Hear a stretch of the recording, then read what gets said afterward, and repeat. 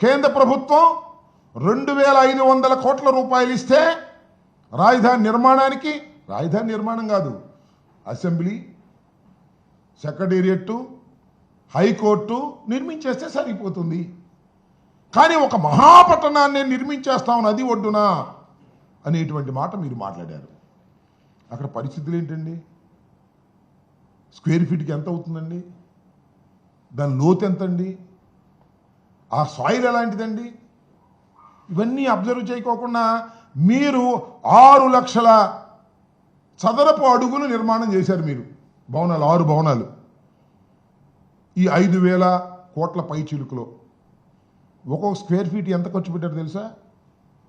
11,000 రూపాయలు ఖర్చు పెట్టారు. ఎక్కడా లేదు అప్పుడు. 11 స్క్వేర్ ఫీట్కి 11,000 కోట్ల రూపాయలు ఖర్చు పెట్టి గంగపాలు చేశారు. డబ్బులన్నీ కూడా దోచేసుకున్నారు మీరు. ఇవాళ మళ్ళా అమరావతి 2 అని ప్రధానమంత్రి గారిని పిలిచారు. ప్రధానమంత్రి గారు మీ దగ్గర ఉన్న పార్లమెంట్ సీట్లు అవసరం కాబట్టి ఆయన వచ్చాడు. నాకు తెలియకూడదండి చంద్రబాబు నాయుడు గారు, మీరు ప్రధానమంత్రి గారికి మీరు అవసరం, మీకు ప్రధానమంత్రి గారు అవసరం.